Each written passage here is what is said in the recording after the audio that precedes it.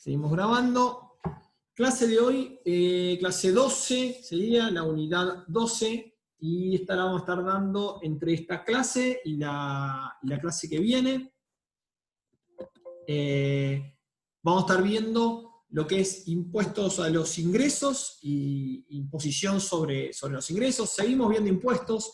Como les conté, si bien impuestos decimos como si fuese un solo tema, pero en realidad es más de un tercio del año es dedicado a impuestos, así que un 40% si fuese un solo tema sería claramente el más relevante del año, porque vemos un montón de aristas distintas. Capítulos 16, 18 y 19 de Rosen, de esta es la edición número 7, habíamos visto la otra vez.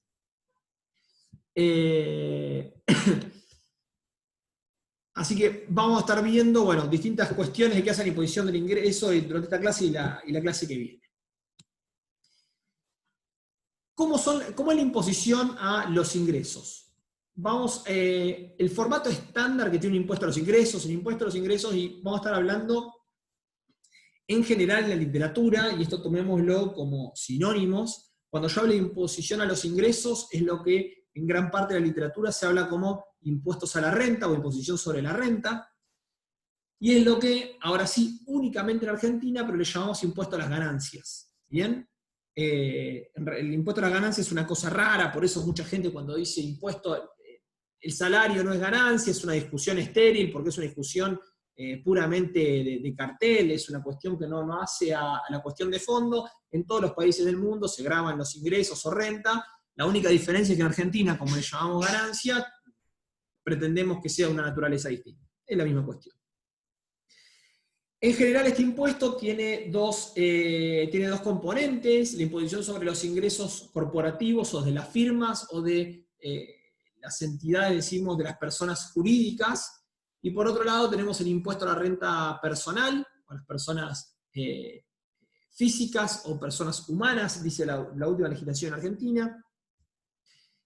Por un lado, entonces, cuando graba a las firmas o la renta corporativa, tienen en general una alícuota estándar para todas las empresas, en Argentina en particular del 25%, históricamente el 35%, y para todas las empresas lo mismo.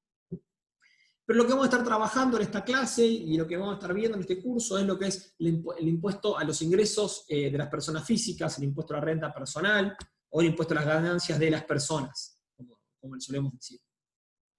Que no es ni más ni menos que los impuestos que se nos cobran por generar ingresos y por tener ingresos, sean del trabajo, sean de alquileres, o sean de cualquier tipo de fuente, como se llama. Quizás algunos de ustedes que estén estudiando contabilidad y que quizás hayan avanzado y ya hayan cursado una materia más, no sé, de tercer año, es probable que estén un poco más familiarizados o entiendan, sepan un poco más de cómo es el formato de un impuesto. En esta clase no vamos a estar viendo tanto la cuestión jurídica o formal, sino que vamos a estar viendo, como siempre, en las cuestiones que hacen a los distintos mediciones, impactos y cuestiones económicas. ¿Cuál es el formato estándar entonces de un impuesto a la renta personal, o de lo que en Argentina llamamos impuesto a las ganancias de las personas físicas o personas humanas?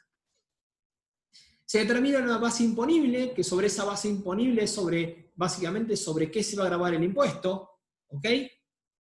Que va a ser la totalidad de la renta bruta, es decir, toda la renta que obtenga una persona, y se le van a restar las deducciones. ¿Qué son las deducciones? Bueno, en el caso argentino vamos a ver algún ejemplo más, pero en general se dice hay un mínimo no imponible, que eso es una gran deducción. Es decir, tengas los ingresos que tengas, hay una determinada cantidad de plata anual, la cual no va a formar parte de tu base imponible. Y voy un poquito más en detalle. Para grabarte el impuesto a la renta personal, en general, en todos los países suele ser que se suma todas las rentas, la renta está bruta, como dice ahí, de todo el año. Uno suma los 12 meses de ingresos que tiene. Y a eso se le restan estas deducciones. Deducciones son determinados montos por los cuales no se paga impuesto. Entonces uno suma todas las rentas del año y uno obtiene 500.000 pesos en todo el año. Entonces, si uno tiene un mínimo no imponible, que esto cambió, pero que para el año 2019, tengo los datos en esta filmina, era 85.000 pesos, significa que de los 500.000 pesos hay 85.000 que se sacan, que son una deducción. Quiere decir que el impuesto va a gravar sobre los 415.000 pesos restantes. ¿Y qué impuesto va a tener y cómo se determina? Bueno, en general los impuestos tienen una alícuota. El impuesto se determina siendo base imponible por alícuota T. La alícuota suele ser, en la gran mayoría de los países, y es el caso argentino, suele tener un esquema de alícuotas marginales crecientes. Es decir, acá hay un ejemplo en abstracto, se suele decir algo como, bueno, desde 0 hasta un determinado monto, hay una alícuota X%, desde ese monto hasta otro monto distinto hay un Y%, y de ahí en adelante se mantiene, hay otra alícuota. Esto quiere decir que entonces yo les partí el ejemplo inicial de que una persona gana 500.000 pesos y puede descontar 85.000, y entonces la base imponible son 415.000, quiere decir que si esto fuese, supongamos, hasta 100.000 pesos una alícuota, entonces digamos que por los primeros 100.000 pesos se paga una alícuota X, no sé, del 5%, luego de 100.000 a 200.000 pesos se paga una alícuota del 10%, y 200.000 pesos en adelante se paga, no sé, 15%. Entonces, un poco para hacer el impuesto, tenemos toda la renta que yo gano en el año bruta, se sacan las deducciones, hay distintas cuestiones que se pueden deducir, tener hijos a cargo, estar casado y que nuestro cónyuge no tenga ingresos, etcétera, que van a achicar la base imponible, y luego se aplica una escala de alícuotas como esta, como les contaba, que es marginalmente creciente, con el cual nos dice cuál es el impuesto. ¿Cómo se hace para llegar a cómo hacer este cálculo de los impuestos? Y es algo que es bastante, a veces, es un procedimiento sencillo, pero si lo planteamos de forma ordenada. En general, de lo que nuestro patrón o el empleador nuestro gaste por nosotros, lo que sería el costo laboral, es decir, si a un empleador le cuesta determinada cantidad de plata, se sacan las contribuciones patronales, es decir, lo que paga para nuestras jubilaciones y seguridad social en general, el empleador. Eso nos da lo que es el salario bruto. Sobre eso luego se sacan los aportes personales, sería la parte que corresponde que pague el empleado. Como bien sabemos, y ya lo vimos hasta esta parte, por cuestiones de elasticidad, es indistinto hacer esta diferencia, ¿ok? Pero bueno, en términos formales se plantea así. Se permiten descontar otros gastos que se llaman para mantener la fuente, es decir, más allá de la seguridad social que tiene que ver con nuestra pensión, se asume cualquier gasto que esté relacionado con mantener la fuente de ingresos, con mantener estas ganancias o esta renta, se tiene que descontar también, entonces se va a descontar, por ejemplo, el pago de la obra social, porque se considera que es necesario para uno poder desenvolverse, tener obra social. Ahí se obtiene el salario que termina estando sujeto a impuesto. Y sobre esto que queda es que se calcula el impuesto a las ganancias. ¿Ok? Y este impuesto a las ganancias, una vez que lo detraen, termina siendo lo que uno termina recibiendo como asalariado, como el sueldo de bolsillo. ¿Ok? Hay un montón de casos intermedios, de zonas grises y demás, pero como caso general, entonces, partiendo de lo que sería el costo laboral, de lo que le termina costando un empleado a un empleador, hay que sacar toda la seguridad social, es decir, todo el régimen previsional de jubilaciones, lo que paga el empleador, lo que paga el empleado, gastos adicionales como son la obra social o algún descuento para el PAMI que hay. Luego de eso se termina haciendo el cálculo del impuesto a las ganancias, que como bien sabemos, sobre este salario sujeto a impuesto, es que yo tengo que aplicar todas las deducciones y después aplico el impuesto. ¿Ok? Como les había contado en la filmina anterior. ¿Está claro?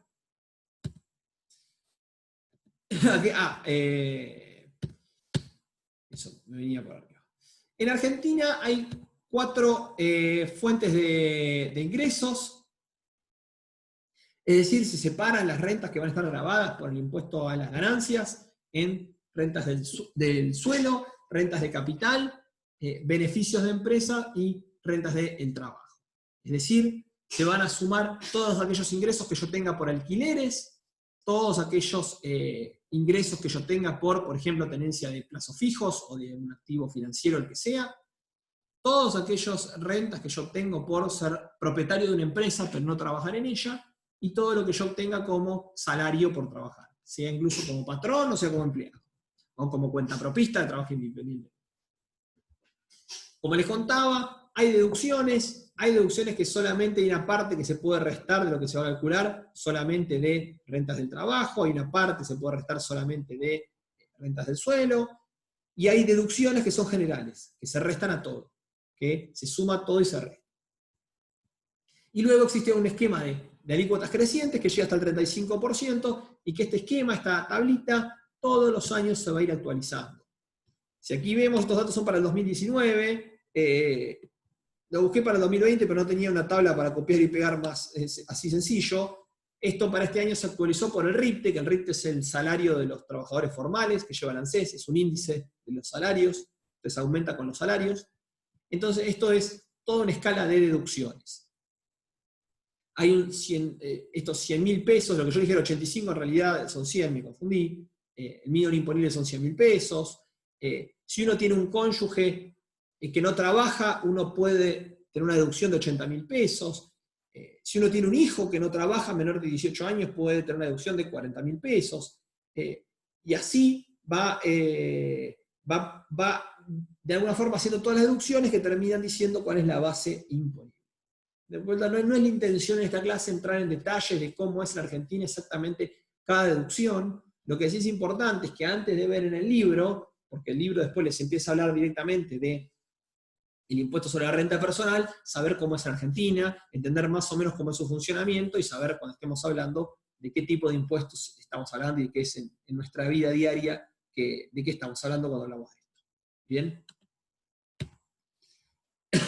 Las escalas que les contaba, esos tramos de alícuotas crecientes, en el caso argentino, que llegan hasta el 35, tienen este formato, de nuevo, se actúan por este RIPTE, por este índice, que es como un IPC, pero hecho de salarios de empleados formales, que para el año pasado, en su año original era hasta 20.000 pesos el primer tramo, y se fue actualizando, y es 33.000 en 2019, ya para este año no me acuerdo, pero no sé, es 40 y pico de mil pesos, que es el límite del primer tramo, y se va actualizando todos los años, estos tramos que tenemos y las alícuotas se mantienen constantes. ¿Okay? Esto es porque en otro momento lo que pasaba es que con la inflación, si uno no actualizaba estos tramos, quedaban muy bajitos y básicamente con el paso del tiempo y por efecto de la inflación, los sueldos crecían, la tablita no, entonces todo el mundo quedaba pagando en la alícuota marginal más alta, un montón de gente. Eso fue una gran queja durante muchos años de mucha gente que decía, pago mucho impuesto a las ganancias por eso mismo. Porque los sueldos crecían por la inflación, no era que uno gane más plata, en términos reales uno se mantenía igual o a veces hasta ganaba menos, pero si yo no actualizase esta tabla, termino pagando cada vez más impuestos. ¿Okay? Imagínense si yo dejo congelados estos valores, con la inflación que hay en Argentina, dentro de 4 años, esto sería muy chiquitito, estos tramos. Entonces va a encontrar que hay un montón de gente ganando aquí arriba. Recuerden, como les dije, también que estos montos son anuales, ¿ok? Estamos hablando de todos montos anuales. Si no, uno diría, qué locura esta tabla, ¿cómo que va a haber mucha gente acá arriba? Esto piénsenlo que son anuales, ¿ok?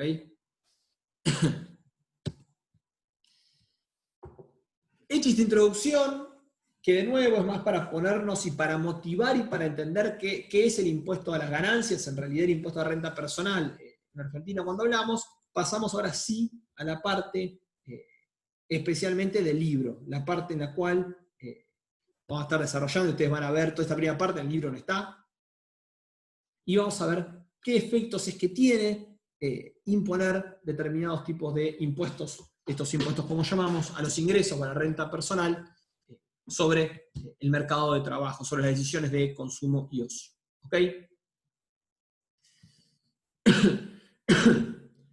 Pensemos que, bueno, tengo una determinada, un grafiquito estándar que ustedes ya habrán visto de consumo y ocio, en lo cual básicamente la gente en el eje de las X puede decidir sobre su total de ocio por T mayúscula, y el eje de la Y es la renta semanal.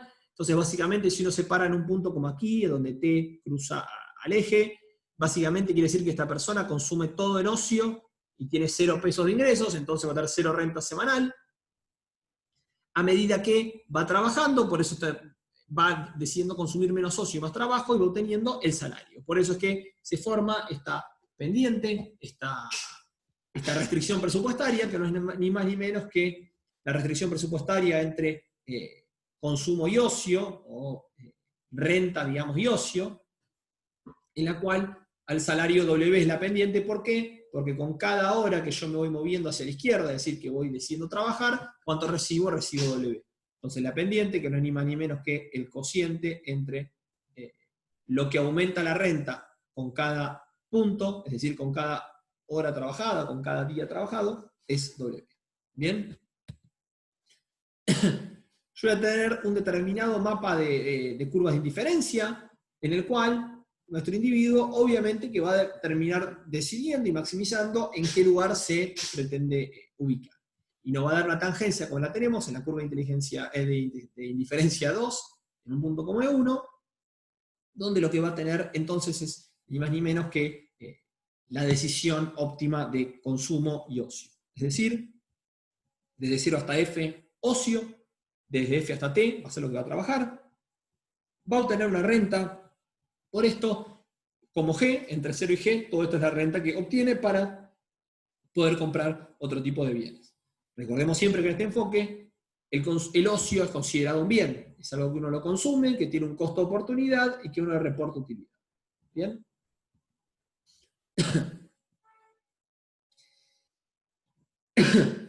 Ahora vamos a ver qué efectos tendría poner un impuesto sobre los ingresos, qué efecto tendría sobre las decisiones de consumo y ocio. ¿Alguno se anima a participar o a decir cuál es su a priori, qué le parece que va a pasar con esta decisión, a partir de cómo cambiaría el gráfico, pero por lo menos la intuición de qué pasaría si a uno le cobra un impuesto sobre los ingresos que genera? ¿Qué le va a pasar en su decisión de decidir trabajar más o menos horas y consumir más ocio o más bienes?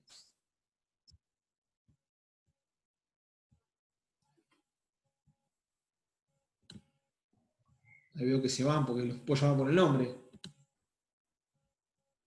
Y yo, o sea, Oriana ¿Quién Figueroa. me está hablando? Oriana Figueroa. Oriana, adelante, a ver. Y por ahí si me cobran un impuesto, que exactamente generaría un desincentivo al trabajo. Por ahí yo valoro más el ocio porque me da más utilidad y decido trabajar menos. Ok, muy buena tu intuición. Como dice Oriana, a ver, si básicamente me estás bajando el costo de oportunidad del ocio, porque recuerden que el ocio, el costo de oportunidad es lo que me pierdo trabajando. Si me pones un impuesto, gano menos trabajando. Y Oriana, ¿te animás a decirme que en el gráfico, te animás a pensar qué sería lo que estaría cambiando? Y te doy una pista, a partir de la restricción presupuestaria. ¿Te animás a pensar qué es lo que pasa?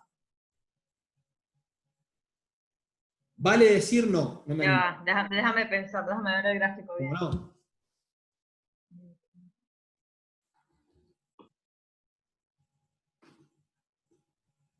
Yo me aprovecho, les pido que participen y después le hago repreguntas. Así ninguno va a querer. Te doy una pista, con la restricción presupuestaria, vos mira que ahí la pendiente de la restricción presupuestaria es el salario que es W. Si yo te pongo. Claro, creo que cambiaría esa pendiente, ¿no? Ajá, ¿y cómo se haría? Muy bien, muy bien. ¿Y cómo te parece que se haría? No tengo ni idea. No, creo que por ahí le sumamos el impuesto o algo, le restamos el impuesto o algo así. Ujú. Muy bien, Oriana. Y ahora exactamente se resta el impuesto. Y ahora muchas gracias. Muchas gracias. Más chata, como dice Agustín. Agustín, micrófono prendido.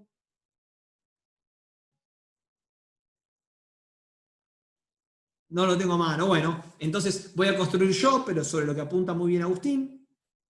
La pendiente se haría más plana, más plana. Exactamente, como también lo está apuntando Julián, y veo, bueno, me pone contento que unos cuantos participando. Julián, que te debo un email a vos, pero bueno, para responder bien, comprensivamente. Un poco la idea, ¿cuál es? Pensemos en la intuición.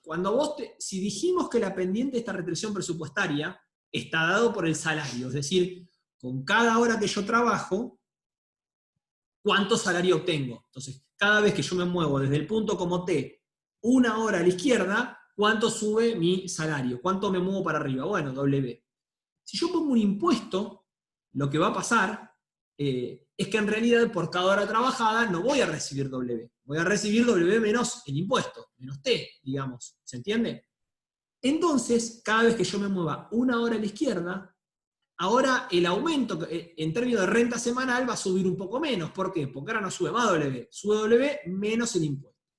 Por ese motivo es que, como bien decía Oriana y completaron Agustín y Julián, la pendiente va a ser más plana, va a ser más achatada. ¿Por qué? Porque ahora la pendiente no es W, sino que es algo más pequeño, es W menos el pago del impuesto. ¿Ok?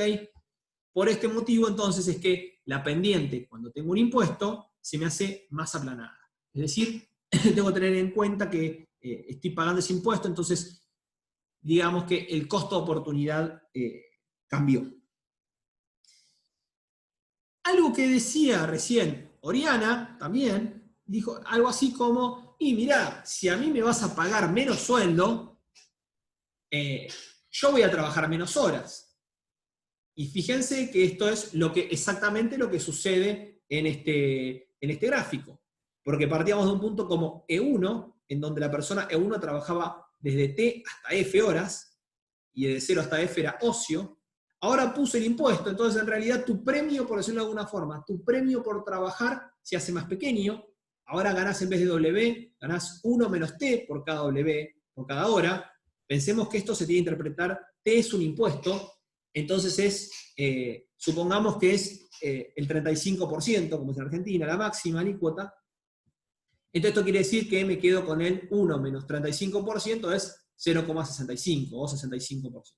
Quiere decir que me quedo con el 65% del sueldo yo y el 35% va a la FIP. Como decía Oriana, entonces, cuando se queda con un pedazo de la FIP, tengo menos incentivos a trabajar. También ahí Juan lo había apuntado, Juan Gupil, muy acertadamente. La cuestión es que entonces tenía este desincentivo a laburar y termino teniendo gente que trabaja menos horas. ¿Ok? Esto es, pensemos que no es tan sencillo porque una vez le cuesta más pensar, che, trabajo más, trabajo menos horas, pero pensemos que en un montón de trabajos uno puede decidir al final del día trabajar más o menos horas, ¿no? Ustedes que van a terminar siendo muchos ejerciendo la profesión liberal, sean economistas como consultores, o contadores, ejerciendo de vuelta en la profesión, un estudio, ustedes pueden decir, che, bueno, ¿trabajo una hora más o no? Bueno, y veré, si me sacan mucho de impuestos, tiene sentido, si me sacan poco, no tiene sentido, al revés, prefiero no laburar, me voy a mi casa. Entonces por ahí parece un poco más fácil de entender, es un poco más difícil esto de racionalizar cuando pensamos en que la gente trabaja o no trabaja bien. ¿Bien? Como vemos bien, las horas de trabajo post impuesto han caído en este grafiquito, como les estaba contando. Pero ahora yo les muestro un caso distinto en el cual, a diferencia de lo que decía Oriana, podría ser que una persona trabaje más, decida trabajar más horas. Y esto tiene que ver con el efecto sustitución y el efecto ingreso. Acá Gonzalo me hace un muy buen comentario que es, puede ser que genere, en vez de desincentivar a trabajar, sería trabajar en negro. Es decir, cuando me vuelvo acá al ejercicio anterior, que en realidad yo no es que dejé de trabajar, sino es que trabajo menos en esto que es el mercado en blanco, es el grabado, y puede ser que esté trabajando aparte en negro. Gonzalo, sí, tu comentario es muy pertinente y es muy bueno esto. En segundo año soy un poco más, pero en quinto año, que doy algunos temas que se parecen, exactamente esa consideración hay que tenerla en cuenta para probar la respuesta, porque el libro está apuntado al mercado formal, es decir, vos trabajás y te grabo con un impuesto o no trabajás y no te grabo. El libro está pensado en Estados Unidos y con niveles de evasión mucho más bajos. No está pensado para Latinoamérica o para Argentina en particular, donde en realidad que yo trabaje menos, lo único que quiere decir es que trabajo menos horas formales, menos horas en blanco. Estrictamente. Y eso es todo lo que podemos decir con esto. Si después yo estoy en Estados Unidos o en Dinamarca, entonces trabajar es sinónimo de trabajar en blanco, ok, me quedo con lo que dice el gráfico, no hay más por contar. Ahora si yo estoy en Argentina o en Brasil o en Perú o en Paraguay, vamos a tener un nivel de informalidad que va a permitir que la gente que trabaja menos en blanco. No vamos a decir seguro que trabaje menos en cualquiera de los mercados. Yo acá les mostraba un ejemplo, ahora, y que yo un poco también le hacía la pregunta hoy, les ponía el anzuelo, para que me digan como Oriana, che, cuando me cobras más impuestos, trabajo menos horas. Y yo les mostraba ahora que podría pasar un caso como este, donde te pongo el impuesto, entonces aparece esta restricción presupuestaria con impuestos, y en realidad lo que te esté pasando es que termina trabajando más horas. ¿Ok? Aquí ahora lo que miramos es que las horas de trabajo post impuestos crecieron. Bien. Ahí ya hay como una ayuda a memoria que hablo de efecto sustitución y efecto ingreso. Ahí ya te doy una pista. ¿Alguien se anima a explicar o por qué le parece que sucede esto y cuál sería la diferencia con el caso de la filmina anterior, el caso que muy bien hablábamos con Oriana y con lo que apuntaban el resto de los compañeros? ¿Alguien se anima aquí a decir por qué podría pasarnos? Ahí, como les digo, está la pista ya, efecto sustitución, efecto ingreso, pero conceptualmente para entender qué es lo que está pasando y por qué es que nos podría pasar que ante un impuesto la gente trabaje más. ¿Se me escucha ahí, profe? Sí, ¿nombre? Gastón Marinelli. Gastón, adelante.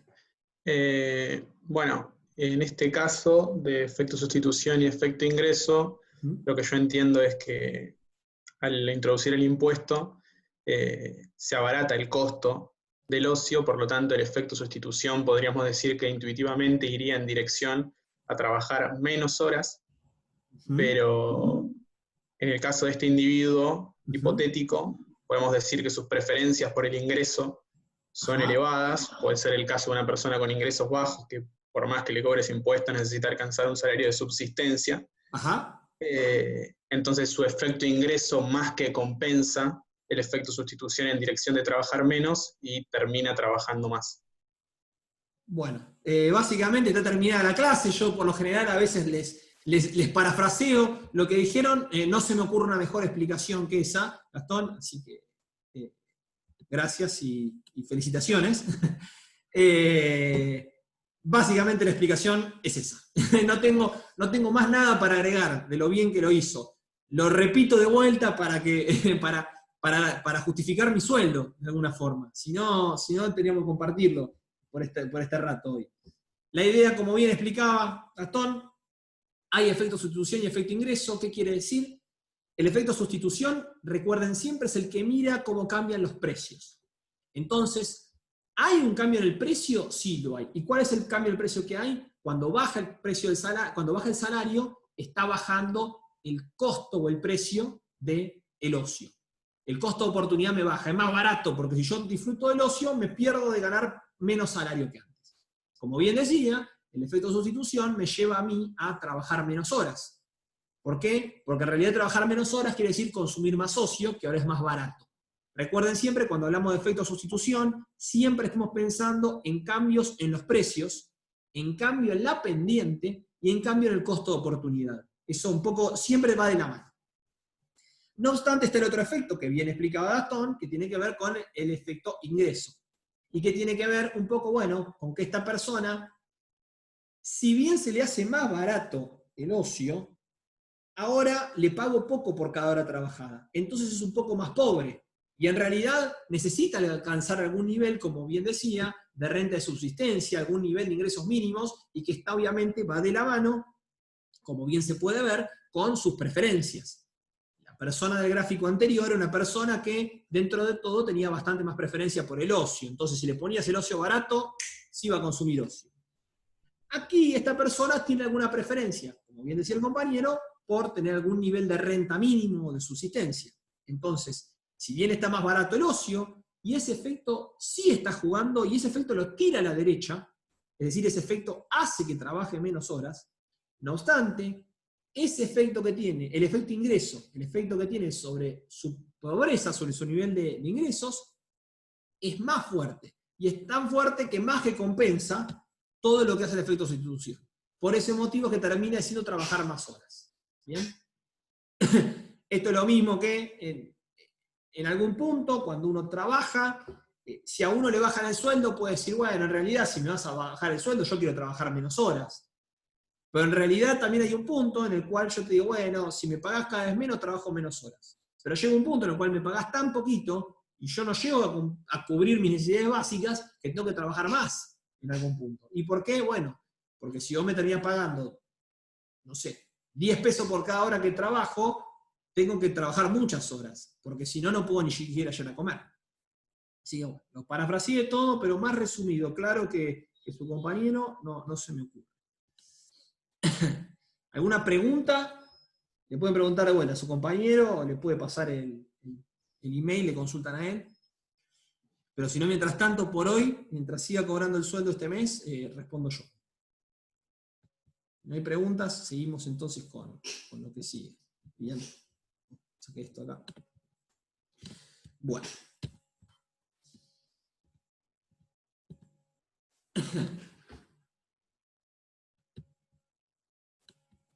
Un caso particular, nosotros hasta recién estuvimos viendo qué pasa si yo te pongo un impuesto, el cual tiene una alícuota constante, que esto se parece, como habíamos dicho, se parece a ver, no se parece, disculpen, me trabé. El caso de alícuota constante termina siendo esta recta que nosotros veíamos y en la cual una recta estándar que se parece a la restricción sin impuestos, eso lo quería decir, porque básicamente cambia la pendiente, pero bueno, pero sigue siendo una sola recta y sin cortes. ¿Qué pasa? Yo lo que tengo son alícuotas crecientes.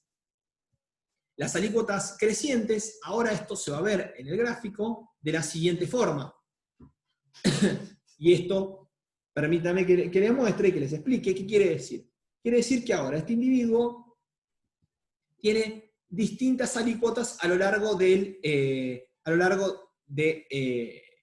sus ingresos. De hecho, acá hay un error que ya estoy viendo. Esto es un 3. Esto es en vivo. Así que ahí modificamos en vivo. En realidad, un poco cómo es esta idea. Bueno, fíjense que hay un quiebre aquí de la pendiente y hay otro quiebre más aquí. Entonces, ¿qué quiere decir? Bueno, por los primeros, si yo miro de alguna forma, hasta los primeros 5.000 pesos, la persona, esto, va a pagar una alícuota T+1. Luego, por los siguientes 5.000 pesos, la persona, hasta 10.000 ahora, va a pagar una alícuota T+2, la cual es más alta. Como es más alta, la pendiente se hace cada vez más chata. Recuerden que la pendiente se haga más chata, la restricción presupuestaria, quería decir que yo me quedo con menos plata en el bolsillo y más plata al fisco. Y a partir de estos otros 10.000 pesos, como habíamos dicho, se paga una alícuota T+3. ¿Ok? Más chata todavía, quiere decir que la alícuota sube. Esto es básicamente cómo luce el gráfico cuando las alícuotas, en vez de ser constantes, son como en la vida real, que son crecientes. Lo que ustedes verán es que entonces estos efectos, ingreso y sustitución, que son los que distorsionan la decisión y hacen que yo tome una decisión distinta, se van haciendo cada vez más fuertes a medida que los ingresos crecen. ¿Por qué? Bueno, estos efectos económicos surgen por las distorsiones generadas, que no son ni más ni menos que por el cambio de los precios que van a haber observado los individuos. Y precios aquí me refiero a el precio de vender su trabajo. Es decir, cuando yo pongo un impuesto, distorsiono el W que observan los individuos como oferentes de trabajo y ahora ven el W menos el pago del impuesto. Lo que podemos ver es que las distorsiones, y dependerá mucho de cómo sea la forma de las curvas de indiferencia, va a depender mucho, y si yo tenía una persona que estaba, por ejemplo, me siguen aquí con el cursor donde marco, que era una persona que trabajaba muchas horas y tenía pocas horas de ocio, por decirlo de alguna manera, fíjense que la distorsión es bien grande, entonces en realidad la diferencia va a depender ya mucho de qué tipo de curvas de indiferencia tengan. Es probable que esta persona, si miramos, los precios le cambiaron mucho, la pendiente cambió mucho, también tuvo un efecto de ingreso muy grande, pierde mucho, entonces bueno, dependiendo de cada caso, pero un poco el punto es que cuando tengo alícuotas crecientes, estas distorsiones y estos cambios en los incentivos que ven los individuos son crecientes también. Entonces, yo tengo un individuo que trabajaba poquito, mucho ocio, el cambio es más pequeño. En cambio, los individuos que les grabo más, la brecha entre los precios originales y los nuevos se hace bien creciente. ¿Ok? ¿Alguna pregunta de esto? Un poco, complemento por si mientras surge una pregunta, un poco la idea que hay de esto es, en el fondo esto me está reflejando de alguna manera cómo son las elasticidades de la oferta de trabajo, piensen. Porque de alguna forma, gente que reacciona más o reacciona menos va a estar hablándome de una oferta de trabajo más o menos elástica, ¿no? Cuando yo ante un cambio en el salario la gente mueve mucho su decisión de trabajar, es una persona que tiene una oferta más elástica. Cuando la mueve poco, es una oferta menos elástica. ¿Bien? Algún trabajo que está citado, y estos son resultados bastante estándar en la literatura históricamente, hablaban de que, fíjense, este libro debe tener ya por lo menos 10 años, son sucesivas ediciones, y si bien a mí me gusta mucho, los papers que cita, ese trabajo de EISA, muchos de ustedes estaban en pañales, o hasta alguno, no sé, quizás alguno había llegado a nacer en el 2001 todavía.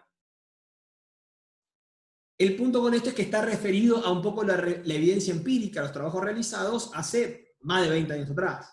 En este trabajo de hace 20 años, así que no sé, mirará información de los 90, reflejaba que los hombres tenían una elasticidad menor, es decir, ante un cambio en sus salarios a partir de aumentos en los impuestos o reducciones de los impuestos, los hombres trabajaban más o menos lo mismo. Básicamente los hombres decidían trabajo y mucho no cambiaban. En el caso de las mujeres sí se observa una elasticidad más grande, es decir, cuando los salarios crecían, no solamente cambiaba su decisión, es decir, trabajo, sino que además cuanto más altos eran, decidían trabajar y trabajar más horas aún. ¿Okay? En cambio los hombres trabajaban, medio que si decidían trabajar, trabajaban siempre, y si trabajan un número dado de horas. En cambio las mujeres eran más flexibles. Estos datos, como yo les digo, que tienen ya varios años, me gusta darlos no por su relevancia en este momento histórico, sino por la intuición económica. Esto tiene que ver mucho, fíjense que la disposición a trabajar o no, tiene que ver la valoración del ocio, entendida en este modelo, que en realidad el ocio quiere decir como cualquier otra actividad que no sea el trabajo, pensémoslo. O sea, aquí lo que les pido es, vayamos un poquito más allá de estrictamente lo que dicen las filminas y pensemos cómo funciona la economía y los incentivos económicos, razonemos económicamente. Hoy en día, 25 años después de la información que refleja este trabajo, cada vez es más común que la gente no forme una familia, esté sola, o que forme una familia más grande, o que aún teniendo hijos trabajen padre y madre, etcétera, etcétera, cosa que antes era menos común. Entonces muchas veces había una división de tareas en la cual algunos de los integrantes del hogar se dedicaban más a tareas domésticas. Eso influenciaba mucho la oferta de trabajo. ¿Okay? Hoy en día, con todos estos cambios que yo les voy diciendo, en realidad lo que está sucediendo es, lo que sucede es que hay la elasticidad va cambiando en el tiempo, la elasticidad no es constante, y un poco de lo que yo les digo aquí, no lo pensemos como lo plantea el paper en términos de hombres o mujeres, que está muy bien en un contexto hace 25 años, hoy en día pensemos que en realidad la decisión sigue siendo en cuanto al costo de oportunidad que tienen, ¿no? Una persona que no tiene hijos, su costo de oportunidad del ocio va a ser distinto, y el trabajo, la decisión que si tiene hijos. ¿Okay? También una persona que es soltera no tiene la posibilidad de decir trabajo o no trabajo. Tiene que trabajar porque si no, no tiene ningún ingreso en su hogar. En cambio, una persona que está casada sí tiene alguna flexibilidad más para decir trabajo menos horas por lo menos. ¿Por qué? Porque hay otra fuente de ingresos en el hogar. Entonces, de vuelta, para entender cómo funcionan estos fenómenos de elasticidades y las decisiones de trabajar sí, trabajar no, y pensar si cuando pongo un impuesto la gente va a trabajar más o menos horas o qué reacciones voy a generar, es bien importante comprender las dinámicas económicas, digamos de alguna forma, que hay detrás de estos fenómenos, ¿no? Tenerlo bien claro. Más allá del rótulo del caso puntual, es importante entender el fenómeno económico que hay detrás. ¿Bien? Esto, para pensar más que nada, esto para preguntas de examen, una pregunta de desarrollar. Uno puede preguntar una pregunta de examen, gente que por el motivo X que sea, yo les esté contando a alguien que tiene poca elasticidad o mucha elasticidad a ofrecer su trabajo. Y usted tendrá que hacer el razonamiento y no tiene que ser precisamente el caso de hombres o mujeres de este paper. Puede ser cualquier persona que por el motivo que sea tenga una distinta elasticidad. Obviamente, esa persona, si es más elástica, va a haber más distorsiones en sus decisiones a partir de poner un impuesto. Si por el contrario, una persona, por el motivo que sea, su oferta laboral es más inelástica, obviamente que va a haber entonces menos distorsiones de ponerle un impuesto y grabar. ¿Se entiende? Eso me parece sumamente importante, que es la diferencia entre leer de memoria o acordarse un resultado de un paper de memoria que puede quedar obsoleto o no, y entender económicamente el fenómeno que hay detrás. Algunas cautelas que hay que tener, las pongo todas juntas y las leo de corrido. Hay consideraciones vinculadas con la demanda laboral. Bueno, muchas de estas cuestiones que estamos mirando, miramos la elasticidad y la reacción de la demanda como si solamente, la reacción de la oferta, como si solamente existiese oferta laboral. Si por algún motivo el impuesto a la renta personal o el impuesto a las ganancias se reduce, entonces la gente recibe mayores salarios de bolsillo, en nuestro grafiquito tenemos que la gente toma la decisión y por ahí trabaja más horas. Pensemos que del otro lado hay una demanda laboral, entonces no es tan obvio de que va a aumentar todo lo que tiene ganas la oferta. ¿Okay? Ahí está la demanda, también va a estar actuando. También hay que entender estos efectos individuales versus efectos colectivos.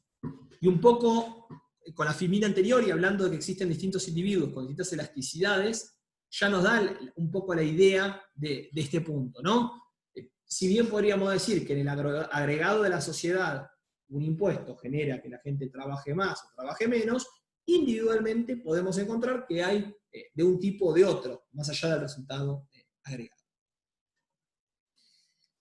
Otros dos conceptos que me gustaría destacar son entender el paquete retributivo como un todo, más allá del sueldo. ¿Ok? ¿Y esto qué quiere decir? Muchas veces, y esto se puede ver en empresas multinacionales, y muchos de ustedes que van a ser profesionales de ciencias económicas o por ahí están trabajando hoy en día, verán que muchas empresas, por ahí lo que se dan es, de alguna forma, te dan un auto, la empresa. Te da un auto. O hasta te podría dar una mejor oficina. O te puede pagar una casa. ¿Alguien se llega a dar cuenta cuál sería? ¿Se animan a entender por qué? ¿Esto cómo se puede relacionar con grabar los ingresos? ¿Y por qué una empresa podría tener incentivos a darme un auto o a comprarme o alquilarme una casa? ¿O a pagarme la escuela de los chicos? ¿Una escuela de los chicos cara? ¿Alguno se anima? Bueno, les voy a hacer la siguiente cuenta, para que me sigan de esto, por qué hay que entender el paquete retributivo. El paquete retributivo muchas veces sirve para eludir al sistema impositivo. Y digo eludir y no evadir, porque no es algo ilegal, es simplemente reaccionar ante el esquema de impuestos para pagar menos. Piensen lo siguiente, si a mí mi empresa, yo trabajo en una empresa y me pagan un sueldo, ¿ok? Y me pagan, supongamos que 10.000 pesos, me dan 10.000 pesos, yo de esos 10.000 pesos, como voy a tener que pagar el impuesto a la renta personal, el impuesto a las ganancias, Julián, funcionan como deducciones, y a ver si lo estás pensando como yo voy a contar, porque de hecho, efectivamente te funcionan como una deducción, pero no sé si estamos poniendo lo mismo. A ver si esto te cierra y si lo pensabas así. Supongamos que la empresa me quiere dar 10.000 pesos más de sueldo, y yo pago el impuesto a las ganancias. Entonces, si yo les decía, si yo pago el 35% del impuesto a las ganancias, en realidad la empresa me da 10.000 pesos y me da 10.000 pesos, pero a mí en el bolsillo me quedan 6.500. ¿Ok? Entonces, por cada 10.000 pesos me quedan 6.500. Pensemos por el contrario, que la escuela a mí, en vez de darme, me dice, le pago la escuela a tus chicos. Le pago la escuela a tus hijos. ¿Y cuánto vale la escuela de tus hijos? Vale 10.000 pesos. Para la empresa es lo mismo pagar la escuela que darme 10.000 pesos. Sin embargo, si me la dan en el bolsillo, yo pago más ganancias, entonces en realidad me terminan quedando 6.500, cuando en realidad, si me pagan la escuela a los chicos, es como que me quedan los 10.000 pesos enteros en el bolsillo, porque la escuela me costaban 10.000 pesos. Lo mismo con un auto. Si a mí me dan el valor de un auto, yo tengo que pagar el impuesto a las ganancias. En cambio, si compran un auto y me lo dan en el bolsillo, o sea, en realidad no me lo dan para usar, básicamente no se paga un impuesto a las ganancias, a la renta personal por comprar. ¿Entiendes? Ahí, Julián, no sé si apuntabas a esto. Formalmente podría decir que funciona exactamente igual que si yo estuviese deduciendo esto, porque básicamente no paga impuesto a las ganancias. Si yo lo pienso de esta forma, pero es un razonamiento un poco más complejo y no viene al caso. No sé si fui claro, si era otra cuestión la que estás pensando vos, Julián. Ahí me sabrás Lo que pensaba era que la empresa, ¿sí? como contribuyente, para evitar pagar ganancias, lo que hacía era otorgar estos beneficios a los empleados, como el pago de la educación de los hijos, y ese concepto se podía deducir de las ganancias de la empresa como contribuyente. Eso entendí. Exactamente, vos pensás que, exactamente, y funciona así, vos pensás que lo que paga la empresa como sueldo, si te lo pagás en el bolsillo, también lo podría deducir, porque es un costo. ¿Ok? Sea como sueldo, sea como un auto, en los dos casos los deduce, porque son gastos. Vos calculás que para pagar la renta, el impuesto de la empresa, el impuesto a la renta corporativa sería este caso, va a sumar todos los ingresos y le va a restar los gastos. Sea gasto por comprar un auto, sea gasto por pagar un sueldo, en los dos casos se estaría deduciendo. ¿Ok? La única diferencia es que, aún habiendo hecho eso, el tema es que si bien está deducido, yo te doy el auto y vos podés disfrutar de un auto que valga, no sé, $10.000 si lo disfrutás entero. Si la empresa te pretende dar $10.000 en el bolsillo, en realidad vos no vas a recibir 10.000, vas a recibir 6.500. ¿Por qué? Porque vas a pagar impuesto a las ganancias en tu bolsillo. ¿Ok? Profe, Sí. ¿Nombre? Lucas, Sí. una pregunta. En este caso el costo no sería mayor, porque si, un ejemplo, una empresa a un empleado le paga, en vez de, no sé, en vez de darle el sueldo, Sí. le compra un auto y se lo da. Sí. En este caso, si nos ponemos a ver en valores, digamos, originales, ¿no sería mayor el valor de un auto que el sueldo que cobraría? Obviamente que sí, pero esto vos pensalo todo a nivel agregado, porque primero dos o tres cosas. Primero que el auto, en general si vos ves a los que le dan auto, no le dan auto a alguien que recién entra en una empresa, se lo dan a un gerente. Segundo, Claro. que la empresa sigue siendo dueña del auto. La empresa no te regalan el auto. Está bien.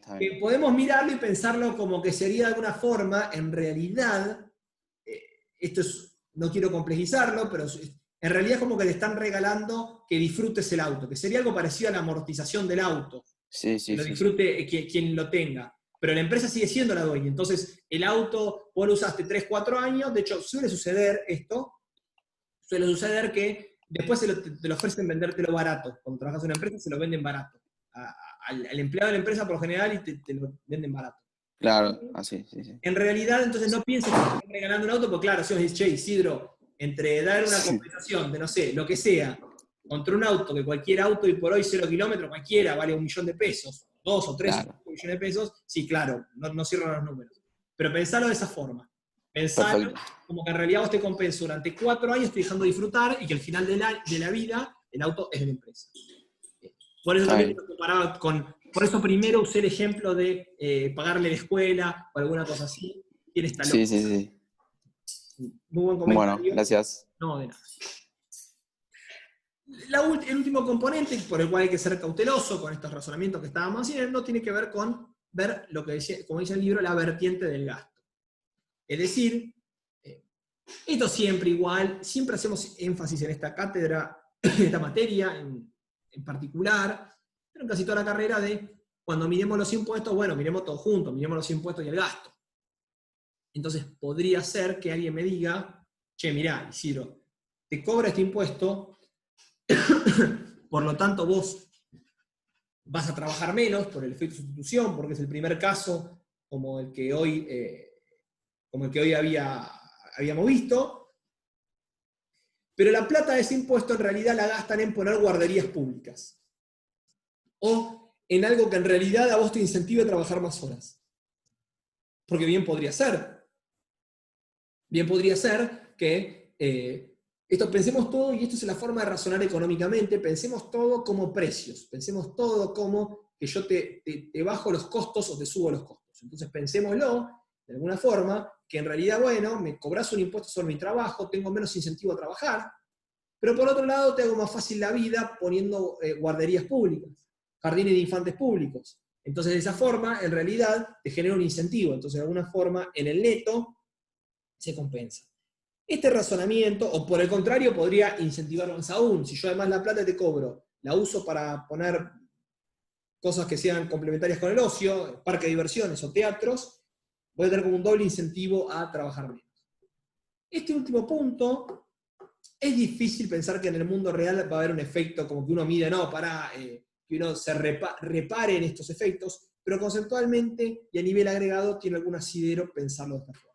Es difícil cuando uno piensa individualmente allá, este efecto. Gonzalo levantó la mano, ¿puede ser?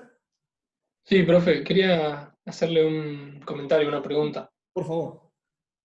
Yo estaba pensando que, bueno, si no se cobra, si hay un impuesto que se está cobrando y se deja de cobrar, la pérdida de recaudación sería total, o porque también ese ingreso de más sería gastado y pagaría otros impuestos, ¿no? Tipo, tiene sentido, es algo así, ¿no? Ok, es un muy buen punto, como casi todas sus preguntas en general son todas las que hacen las participaciones. Hoy particularmente estamos con todo, en la clase de hoy. A ver, cuando uno calcula, siempre, esto es lo que en economía se llama, que hemos visto algo, la diferencia entre equilibrio parcial y equilibrio general. Si yo me quedo con el equilibrio parcial y no miro ningún otro mercado, ninguna reacción secundaria, te diría que cuando te dejo cobrar un impuesto, muere ahí el mundo. Ahora, obviamente que cuando uno mira las cosas en equilibrio general, podemos pensarlo incluso como una externalidad que tiene. Claro, sí, si vos me cobrás menos de impuesto a la renta, yo tengo más plata en mi bolsillo, entonces vas y comprás más camisas. Entonces cuando compras más camisas pagas más IVA, y pagas más ingresos brutos, y más impuesto al cheque, etcétera, etcétera, etcétera. Lo que no es cierto decir es que cuando, porque algo vamos a ver más adelante, que si yo todo lo que recaudo en otros impuestos va a superar lo recaudado en este. No, porque yo en este estoy perdiendo 100% de impuestos, estoy devolviendo, y lo otro yo espero recaudar por el componente impositivo, es decir, yo te devuelvo 100 pesos enteros de impuesto a las ganancias, y vos no vas a gastar 100 pesos enteros en IVA. Aún si consumís todos los 100 pesos, vos por cada 83 pesos de bien, pagás 17 de IVA. Entonces, sí tiene sentido pensar que hay algo que vuelve por otros impuestos, pero pensemos que vos cedés impuesto entero y lo que vas a recuperar es un pedacito de impuestos porque en realidad se generan otras actividades. Está también el efecto multiplicador detrás de esto, entonces vos me podrías decir, no, pero pará, Isidro, porque con 100 pesos compré 83 de camisa, 17 de IVA, pero con esos 83 pesos sigue girando la economía. ¿Ok?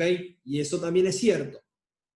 Cada vez que vamos sumando los efectos de segundo o tercer orden, es más difícil tener en claro cómo son esos fenómenos y poder medirlos. Pero sí que tiene lógica económica entender y pensarlos de esa forma. ¿Bien? Perfecto, gracias. No de nada. Déjenme mirar a ver cómo estamos. Okay. Yo me estoy de Zoom en Zoom. Déjenme ver qué es lo que pienso dar para ver. No. Podemos hacer, o cortamos ahora 12 minutos, o le pegamos de corrido, no sé, 40, 50 minutos más. Rápidamente lo que me digan en el chat. Esto es como cuando estamos en el aula, salimos al recreo, seguimos de corrido. Para mí de corrido va. De corrido, todo bueno. Perfecto. Entonces, me aguardan un segundo y me sirvo agua. Un segundo.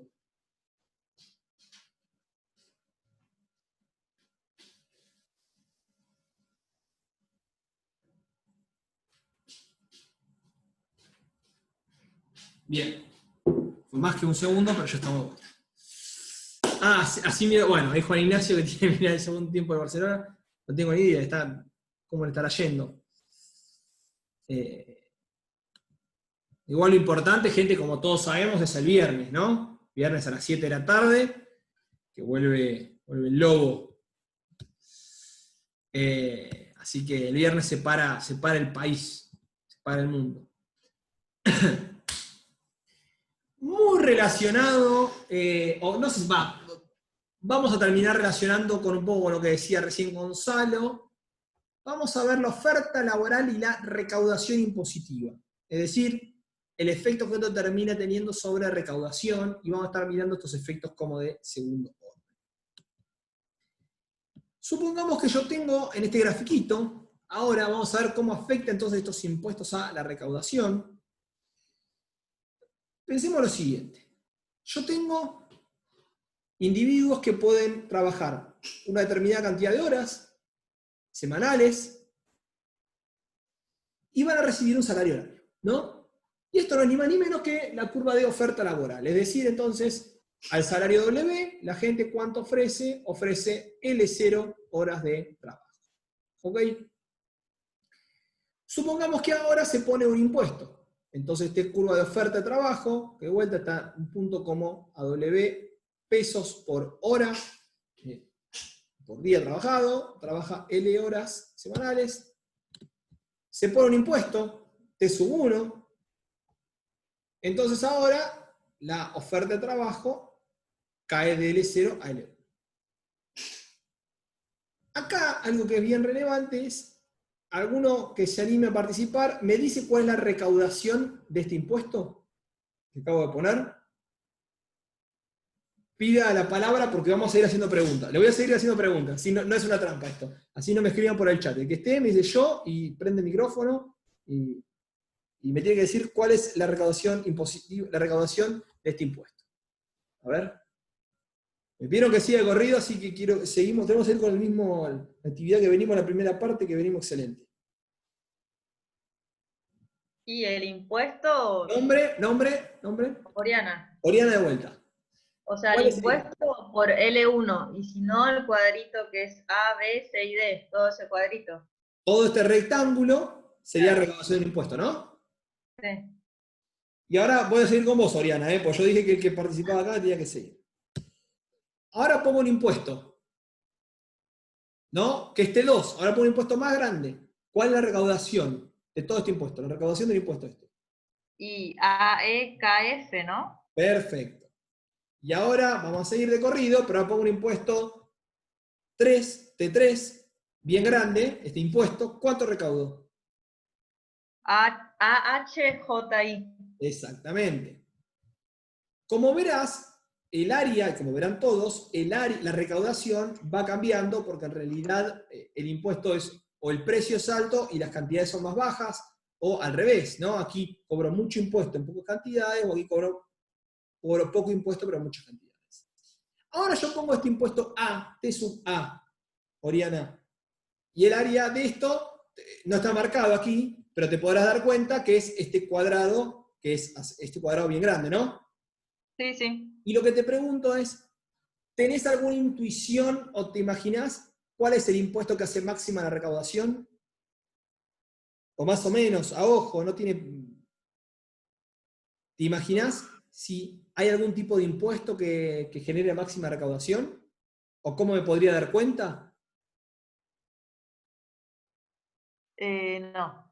O sea, no se me viene una idea como para decir... Es difícil. Pero un poco así mirá, vos me dijiste que la recaudación no era ni más ni menos que los rectángulos que yo iba armando, ¿no?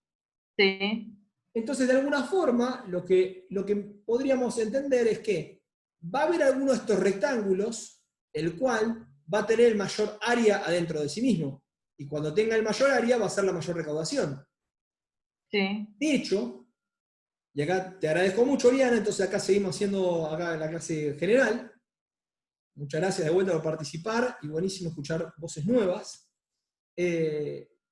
Fíjense que si el impuesto fuese muy bajito, converge a cero. ¿Por qué? Yo lo voy bajando, lo bajo. Mucha gente paga, pero llega un punto en el cual estoy cobrando casi cero por un montón de gente, pero el impuesto es cero. Por el contrario, si yo ahora lo empiezo a subir, fíjense que el rectángulo va creciendo, como recién hablamos con Oriana. Primero era ABCD, después pasamos a este otro rectángulo, y yo sigo subiendo, y este cuadradote es bien grande, cuando tenía el impuesto como A. Pero yo lo sigo subiendo el impuesto, y fíjense que ahora ya cobro mucho impuesto, pero cada vez menos gente. Y de hecho, si yo me paso de vivo y pongo un impuesto muy, muy alto, en algún momento termino teniendo 0 personas pagando el impuesto. La conclusión que esto me muestra es que, en este análisis, es, si yo pongo muy poquito impuesto, no cobro nada, pero si pongo mucho impuesto, tampoco cobro nada en algún punto.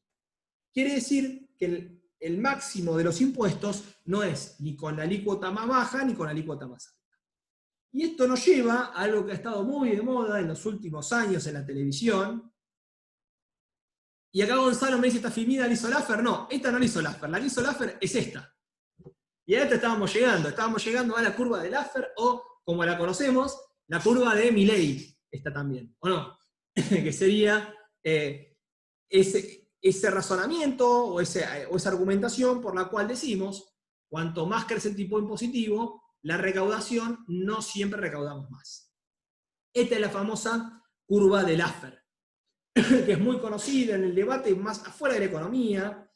Se ha hablado mucho últimamente, y tiene lógica pensar que entonces, ¿cuál es la lógica? Bueno, si el Estado no cobra nada de impuestos, obviamente cobrar un poquito de impuestos genera recaudación. Y se recauda más, y si cobra más impuestos, más recaudación. Y si cobra más.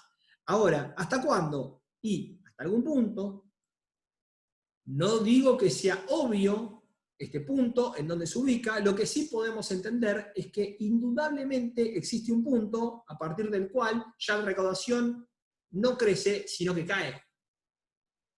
Es esperable, por el análisis gráfico de la filmina anterior, que nos ayude a entender esta curva de Laffer, porque si no la curva de Laffer, si nosotros miramos solamente este gráfico, me parece poco intuitivo, o es más convencernos de que, bueno, si me cobras mucho impuesto no quiero, o mejor no va a pagar. En cambio, viéndolo en el gráfico anterior, con conceptos de introducción a la economía, podemos entender este concepto de finanzas públicas. Es decir, mirá, a medida que me cobran más impuestos, yo trabajo menos. Entonces, si trabajo menos, recaudas menos. ¿Por qué? Porque se achica la base imponible. ¿Ok? No hay ni más ni menos que lo que estábamos aquí viendo es algo parecido a como si yo podría traducir los impuestos de la filmina anterior. Un impuesto bajito que recauda poco, un impuesto más alto que recauda mucho, uno más alto que recauda más, pero uno muy alto que recauda ya menos. ¿Por qué? Bueno, por este efecto en la oferta de trabajo. La caída en la base imponible. ¿Algún comentario bien escuchado de la curva de Laffer? ¿Les parece que tiene sentido, que no tiene sentido? ¿Es interesante, es intuitivo o no? Esto aprovechemos, si alguno tiene algún tipo de opinión o algo que me interesa, si esto les parece llamativo o no. Muy bien ahí, Gonzalo. Bueno, excelente el comentario, y acá me sonaste, Gonzalo, porque yo lo que quería era que no me respondan eso. Quería versus a priori, exactamente lo que yo quería que Gonzalo me dice, no conozco evidencia empírica. Entonces, y esa es la palabra clave.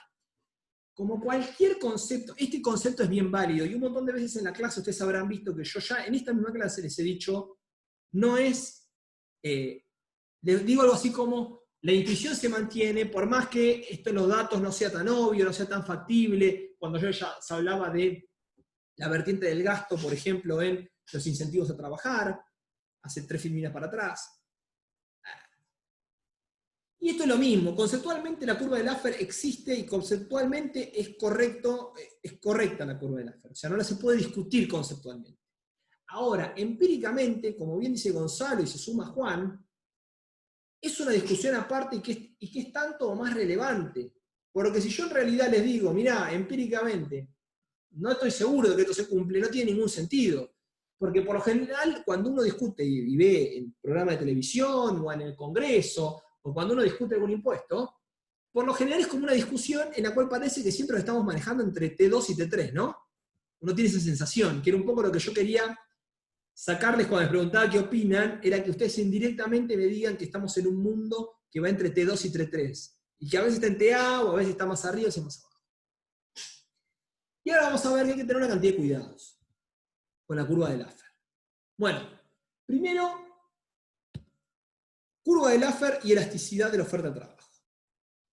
grandes caídas en la demanda implican una alta elasticidad. Es decir, si yo digo que la oferta de trabajo es inelástica, es muy difícil decir que estoy en el tramo que cae de la curva de Laffer, porque básicamente todo el argumento que hay detrás de la curva de Laffer es, si yo te subo mucho los impuestos, la gente reacciona mucho, entonces ofrece menos cantidades de trabajo.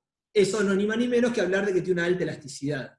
Entonces, la curva de Laffer está hablando indirectamente, pero necesariamente, de la elasticidad de la oferta de trabajo, de la curva de oferta. Inevitablemente, cuando pensamos que en la curva de Laffer estamos en el tramo que cae, cerca, en realidad estamos diciendo implícitamente que asumimos que hay una alta elasticidad de la oferta de trabajo, o de la oferta de lo que sea, porque la curva de Laffer no aplica solamente a la oferta de trabajo, sino que a la actividad económica en general. Se suele decir que la oferta de cualquier bien, no solamente de trabajo, puede ser la oferta de chupetines. Si le pongo mucho impuestos, se ofrecen menos y hay menos actividad económica. La segunda pregunta, y que está más cercana todavía a lo que plantean Juan y Gonzalo, es ¿en qué parte de la curva de Laffer está operando la economía? Que era un poco lo que yo les decía. Parece ser que en la discusión pública estamos entre T2 y T3. Y en realidad hay poca evidencia empírica que a nosotros nos diga que estamos en esa zona. En general, un 99% de las veces vamos a estar del lado izquierdo. Porque no hay ni más ni menos que decir si yo subo los impuestos, recaudo más o recaudo menos plata. O sea, no se olviden que si alguien les dice si bajás los impuestos vas a recaudar más plata, te está diciendo que estás en el tramo que cae de la curva. Si alguien te dice eso, te dice que si bajás los impuestos recaudás más plata, también te está diciendo implícitamente que si subís los impuestos recaudás menos. Y la verdad es que es poco probable que eso suceda. Las estimaciones empíricas, y acá ya directamente vamos a lo que decían los compañeros, sobre la oferta de trabajo, dicen que en general estamos a la izquierda. ¿Ok? En general, los trabajos empíricos que hay hechos sobre trabajo y sobre otros mercados dicen que estamos más bien a la izquierda, que no solemos estar en la parte que cae. ¿Ok? No obstante, no es igual para todos los individuos. Va a haber individuos que, ante una subida del impuesto, quizás si tienen ingresos más altos están más cerca, o si tienen ingresos más bajos están más bajos. Depende de distintos factores para entender cuál elasticidad tiene cada uno. Por último, y cuando llego hasta este bullet en el cual ustedes dicen, bueno, pero al final, Isidro, vos sos un estatista y demás, el último bullet, y que no es menos relevante, es la determinación del tipo impositivo óptimo debe considerar efectos sobre la economía. Yo con esto que estoy diciendo no quiero decir que entonces, mientras suba la recaudación, un impuesto hay que subirlo. En absoluto, porque de hecho, maximizar la recaudación no es un objetivo único. Nosotros hemos visto los problemas que genera y los costos con la carga excedente que genera subir impuestos. Esos costos que son para la economía no se reflejan necesariamente en una pérdida de recaudación. Sin embargo, sí los tomamos como un costo. Entonces, este argumento que yo digo de la curva de Laffer, lo digo más que nada para tengamos cuidado que cuando criticamos un impuesto, criticar porque decir, che, si subís los impuestos vas a recaudar menos, hay veces que parece infantil y es difícil de sostener. Porque en definitiva yo no puedo decir por un mal argumento, decir, no subas porque recaudas menos. Porque es casi infantil, porque simplemente suben el impuesto y te dicen al final no tenías razón de nada. Al final tus críticas eras un fundamentalista. Muy distinto que yo te diga, mirá, no subas, porque probablemente la recaudación crecerá, pero no crecerá tanto. No estamos en el lado negativo, pero tampoco estamos tan lejos. Entonces, ojo que no va a subir. Si vos subís un 10% del impuesto, no va a subir un 10% de recaudación. ¿Por qué? Porque hay elasticidad. Entonces, en realidad, subís un 10% del impuesto, pero la gente baja algo sus cantidades, entonces vas a recaudar más, pero no tanto. Y por otro lado, ojo con subir los impuestos, porque haces pelota la actividad económica, y hacer pelota la actividad económica quiere decir que matás a la inversión, tenés problemas sobre el empleo, sobre el crecimiento a largo plazo, etcétera, etcétera.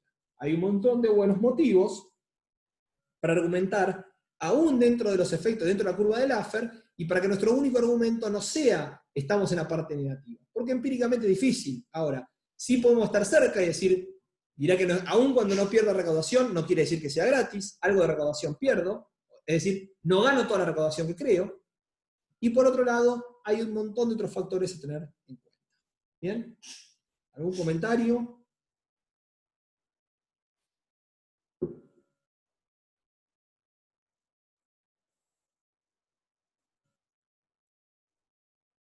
Bueno, me estoy quedando la garganta rota.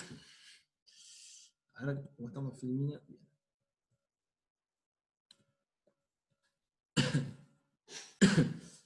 La última parte de la clase vamos a ver lo que es la decisión de consumo y ahorro. A partir de grabar con un impuesto, vamos a ver qué incentivos. Profe, Gonzalo, micrófono si querés.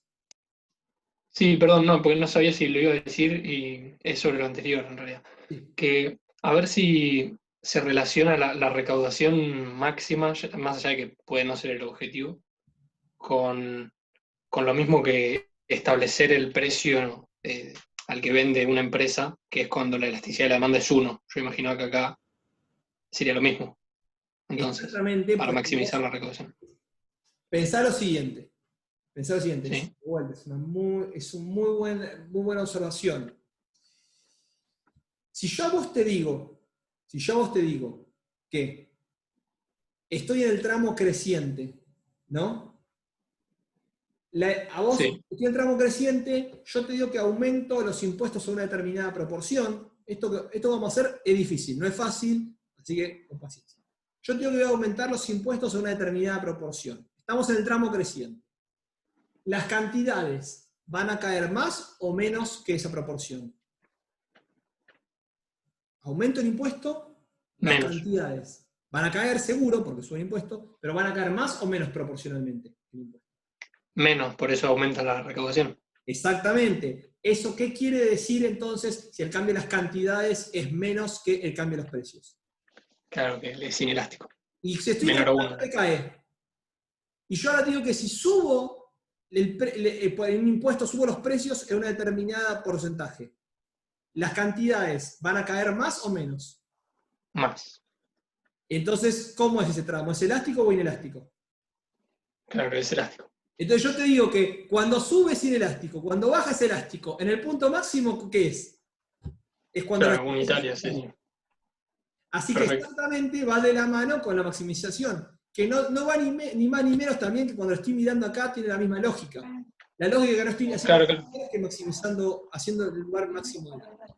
Pero ahí para pensarlo de otra forma conceptualmente, no sé si ese razonamiento te ayudó, te compliqué la vida, pero si yo te digo que mientras sea inelástica sube la recaudación, mientras es elástica cae, obviamente cuando la elasticidad se me hace 1, es donde la derivada me da 0, es donde no sube ni baja. Claro, sí, clarísimo. Perfecto. Gracias. No. Ahí, mezclando un poco condimento de matemática 1, ya hace 1000 años, pero bueno, así, trato de acordarme. Acá vimos el debate, y ahora, decisiones de consumo y ahorro. Si no hay más preguntas, y si seguimos. Bueno.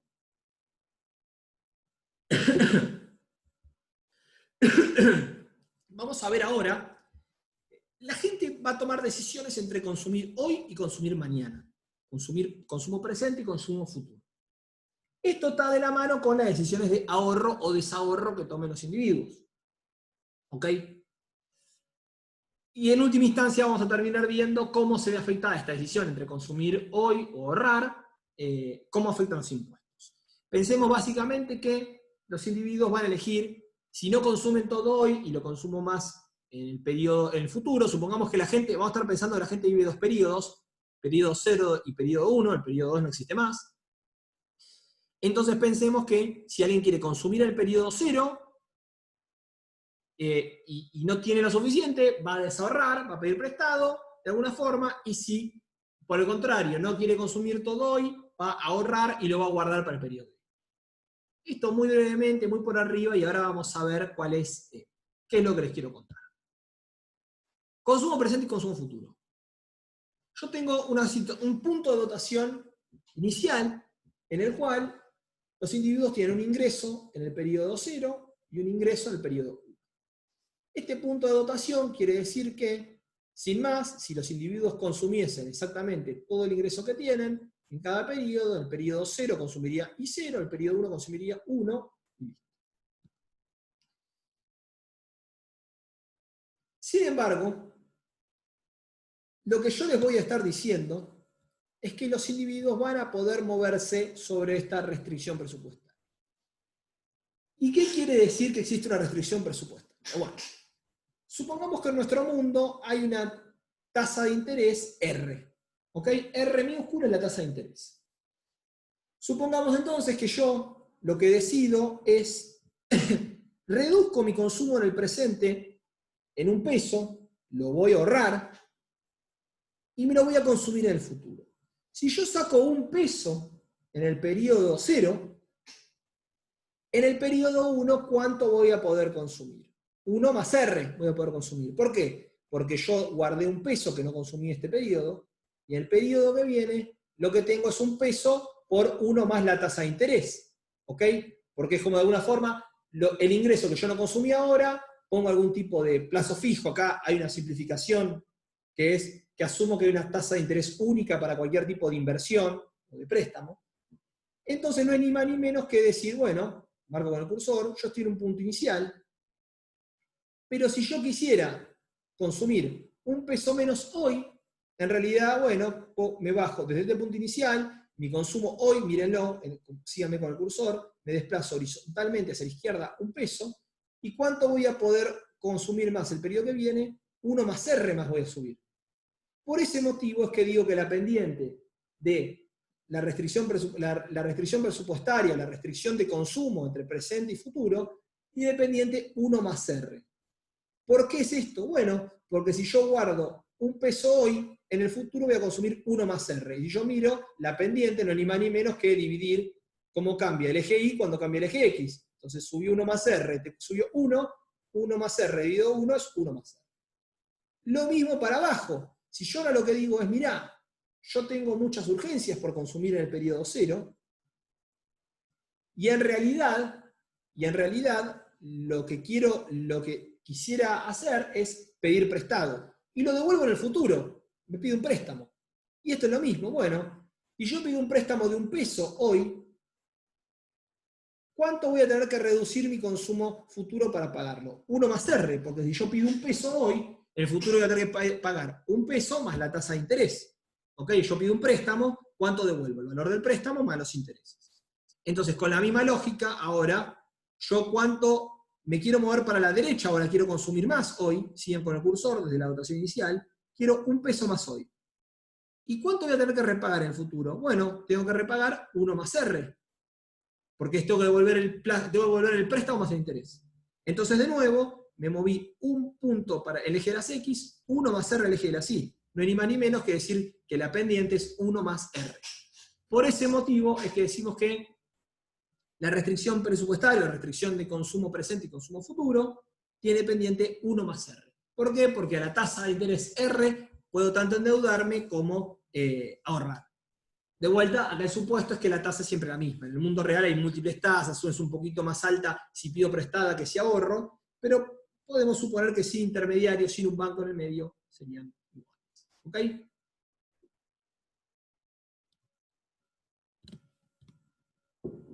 Básicamente, entonces, nuestro individuo lo que va a decir es, a partir de la situación inicial, como siempre, esta restricción entre consumo presente y consumo futuro, que no es ni más ni menos que una restricción presupuestaria, la podemos pensar, maximiza en un punto como E1. ¿Y qué pasa en E1? Mirá, y valora relativamente mucho el futuro nuestro individuo. Entonces, va a elegir ahorrar toda esta diferencia, y en el futuro se va a terminar consumiendo toda esta diferencia entre I y C1. ¿Ok? ¿Quedó claro esto? ¿Alguna pregunta?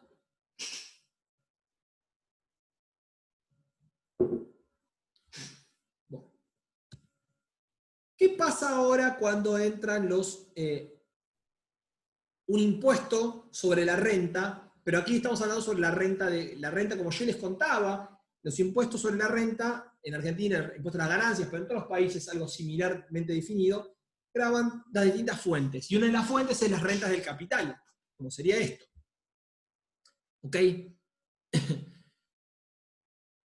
en términos de un impuesto sobre los intereses, yo podría asumir, o yo podría imponer un impuesto sobre la renta que funcione de la siguiente forma.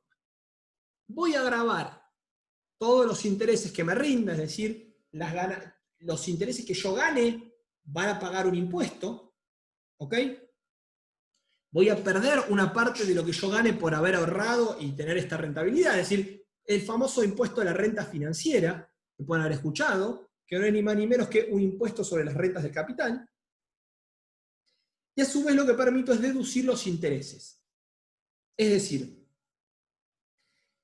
lo que yo voy a estar haciendo es una nueva restricción presupuestaria en la cual, a partir de un punto como A, el punto inicial, si yo ahorraba, es decir, me venía para la izquierda, ahora voy a tener, esta es más plana porque, bueno, voy a tener, fíjense que esto se viene para abajo, rota sobre el punto A, pero se viene para abajo, ¿y qué quiere decir? Que en realidad la renta que yo obtenía por invertir lo que yo ahorraba, ahora se ve reducida. ¿Por qué? Porque cae en la tasa, en el impuesto T. ¿Okay? Antes yo tenía 1 más R, y ahora yo cobro un impuesto del 50%, T es igual a 0,5. Entonces en realidad no tengo 1 más R, sino que tengo 1 más un medio de R. Entonces ahora, para el lado izquierdo, fíjense que puedo alcanzar curvas de utilidad más bajas. Y esto no es ni más ni menos que, de vuelta, que decir, hay un efecto de sustitución, es decir, bajó el precio que yo recibo por ahorrar, bajó el premio que recibo. Para el otro lado, ¿qué es lo que está pasando? Para otro lado, lo que estoy permitiendo es que la gente deduzca el pago de intereses. Es decir, para el lado derecho, lo que estoy teniendo es que los individuos lo que van a hacer es todo aquello que sea pago de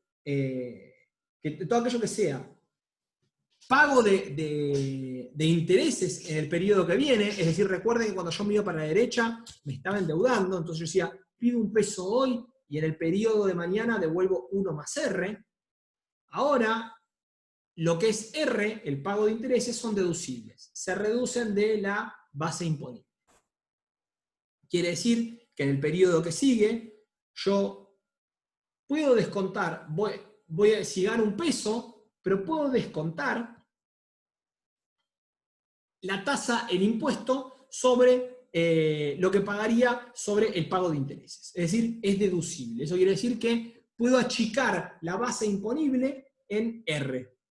Entonces, básicamente, cuando yo me muevo para la derecha, recuerden que un poco lo que yo decía era cuál es el costo de un peso más hoy. Entonces, el costo de un peso más hoy era 1 más R, tenía que devolver mañana. Por eso me venía 1 más R en el gráfico original.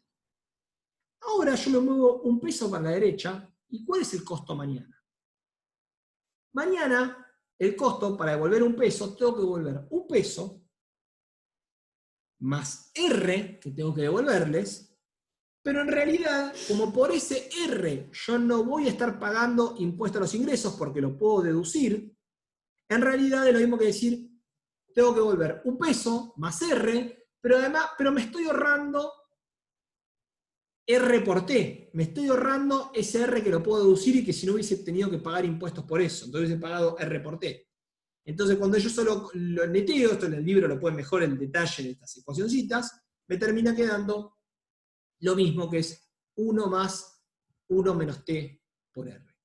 De vuelta, entonces, cuando yo me voy para arriba, se aplana toda la curva. ¿Por qué? Porque si yo ahorraba algo, los beneficios de haber ahorrado, una parte pagan impuestos, y yo me endeudaba, ahora cuando me permiten deducirlo, en realidad esa deuda me beneficia en pagar menos impuestos futuros.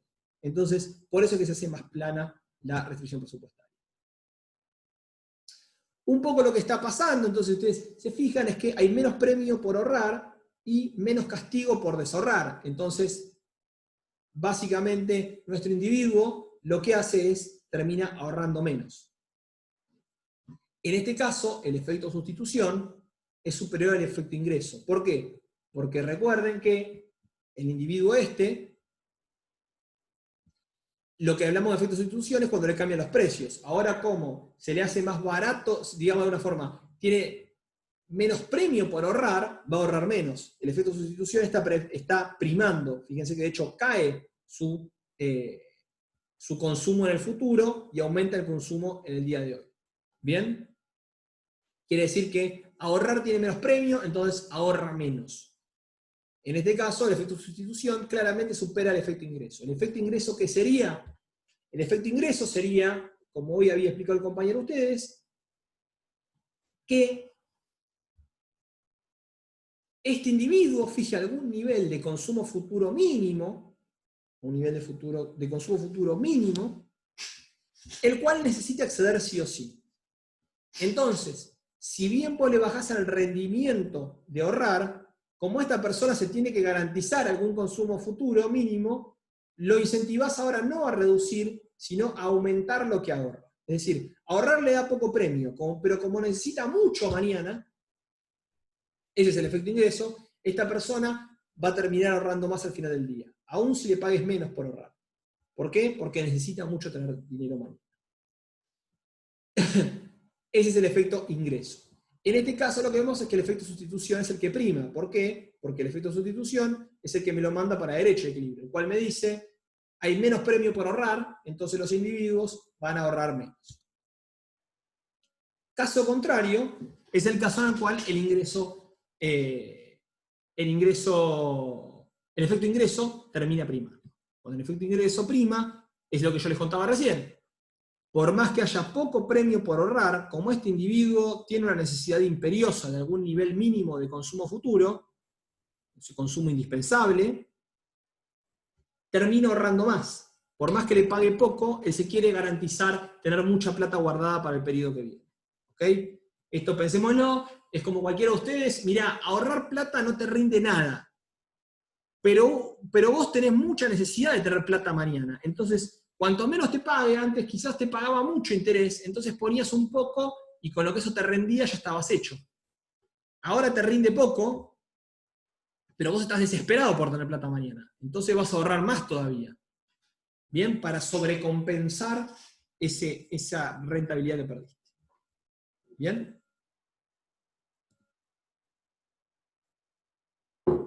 ¿Alguna consulta de esto? No es sencillo, obviamente. No pretende serlo. Y no pretendía quitarles esa incertidumbre, no es un tema fácil.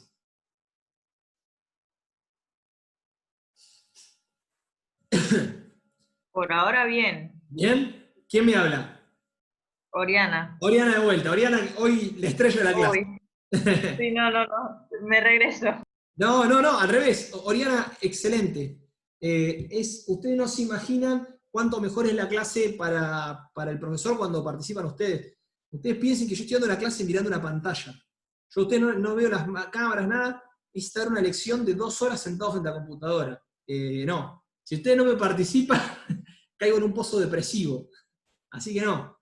Oriana, las próximas clases voy a estar esperando que sigas participando. Bueno, dale. Lo voy a pensar. No. Oriana, ahora ya hazte fama, ahora tenés que aparecer siempre. Sos como Gonzalo, ahora tenés que aparecer siempre. Si no ya me acostumbré. Como profesor uno se acostumbra a que ya participen, así que necesita la participación.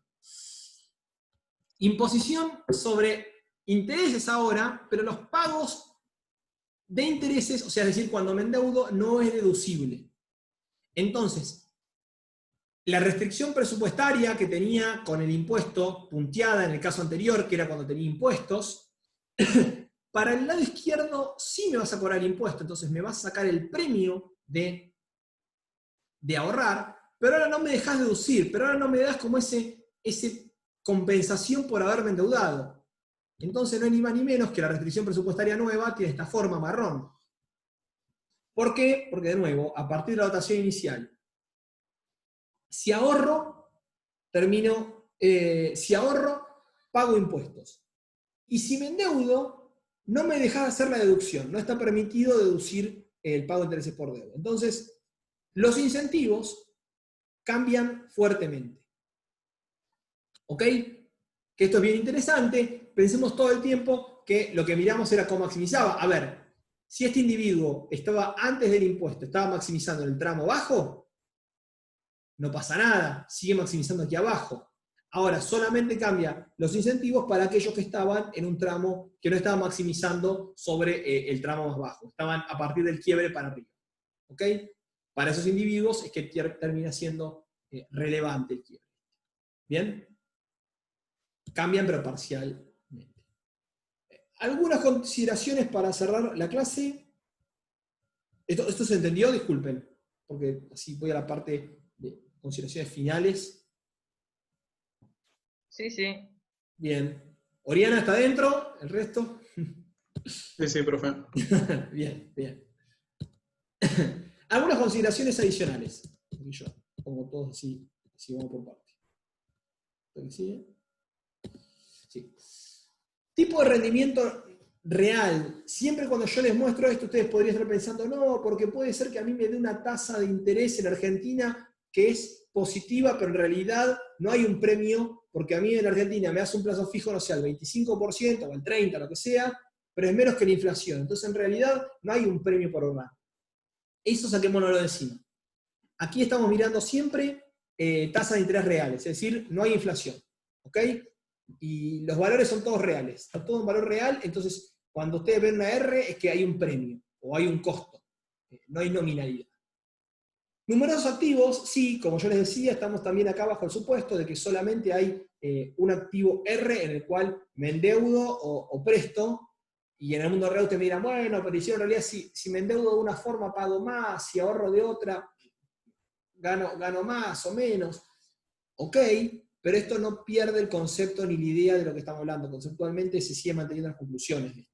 ¿Podemos complejizarlo? Sí, pero no pierde validez. ¿Alguna consideración de ahorro privado versus ahorro social? Que en el libro lo van a ver, que no me interesa profundizarlo acá. Y validez del modelo de ciclo de vida. Parte de este modelo, obviamente, que se sustenta en asumir que los individuos son, por un lado, no existe la miopía, es decir, los individuos perfectamente pueden valorar y tener en cuenta su bienestar en el periodo futuro, administran C1 y C2 como si fuese comprar pizzas y remeras, que es una decisión que nosotros la conocemos porque es tangible y porque tenemos información de eso y cómo nos reporta utilidad. Ahora muchas veces algo que se dice es, no, pero los individuos son miopes, los individuos no valoran el futuro con el presente, o sea, no lo valoran de forma racionalmente. En nuestro modelo asumimos que los individuos no son miopes, sino que tienen plena información y que lo racionalizan adecuadamente. Y por otra parte, también en nuestro modelo estamos asumiendo que los individuos se pueden endeudar o ahorrar todo lo que tienen ganas. En el mundo real usted me dirá, mirá, Isidro, pero uno puede ahorrar todo lo que tiene ganas, pero en realidad yo no puedo endeudar todo lo que quisiera. De hecho, ustedes seguramente van a ser profesionales el día de mañana y van a poder tener algún sueldo un poco más, un poco menos, pero sueldos que le van a permitir comprar una casa, y sin embargo, ustedes no pueden ir a pedir un crédito para comprarse una casa, que cualquier persona, y se pone a pensar, a gente joven como ustedes, profesionales y con futuro, uno le daría un crédito a 30 años, y sin embargo, no hay mercado de créditos. Argentina es un caso extremo en el cual no hay crédito, otro tema para otra clase, no para hablar acá.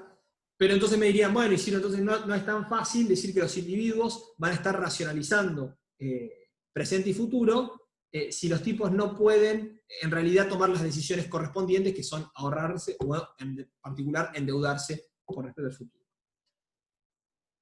De vuelta, estas cuestiones no son ni totalmente ciertas ni son absolutamente falsas. Entonces tampoco tenemos que pensar que no, los individuos son miopes de tal modo que el futuro no saben nada. No, uno tiene una valoración. Y de mismo modo que uno no tiene capacidad de ahorrar ni de endeudarse. Y de alguna forma uno tiene un poco de endeudarse. O con la tarjeta de crédito, o te prestan tus viejos, o vas al banco, bueno, o un crédito hipotecario. En Argentina es un caso muy particular, pero en el mundo en general, digamos, hay alguna forma. No es ni uno ni lo otro. En cualquier caso, sigue habiendo validez, porque las recomendaciones y las conclusiones que sacamos de decir, si yo pongo un impuesto que grava a el ahorro, va a tener un efecto sobre mis decisiones, eso indudablemente va a generarlo. Obviamente que si ahí me grabás ahorrar, voy a ahorrar menos. Y que esto fue algo que se vio en Argentina cuando se impuso el impuesto de renta financiera a principios del 2018. Se grabó cierto tipo de inversión y ahorro, naturalmente hubo una retracción. ¿ok? No se invalidan, por más que los supuestos no sean perfectos en la vida real. ¿Consultas?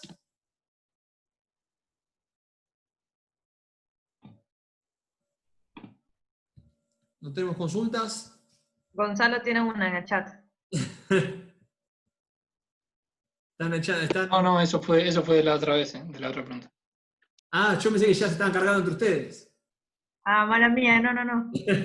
No, Julián me pregunta si mañana volvemos a tener teoría. No, mañana vuelven a tener con Fran. Es probable que por cómo venimos, quizás la semana que viene tengamos solamente teoría. Esto lo vamos a ver alguno de los 2 días. El 15 ya creo que lo vimos con la clase pasada. Perdón, este vimos 16, 18, 19. Te dije, creo que el 15 lo vimos con la clase pasada, los capítulos, que pregunta acá Federico. Mañana tiene con Fran, porque hay un TP largo, y por ahí, dado que es un TP largo y dado que venimos muy bien de calendario, nosotros en nuestro calendario tengo que Fran termina la práctica como 2 semanas antes del examen, entonces por ahí damos una semana en el medio, porque si no, así no nos desfasamos y vamos con el ritmo normal y no hay apuro para embuchar los temas de 2 teorías seguidas. Así que lo vamos a ver, pero es probable que la semana que viene haya un solo día de los 2.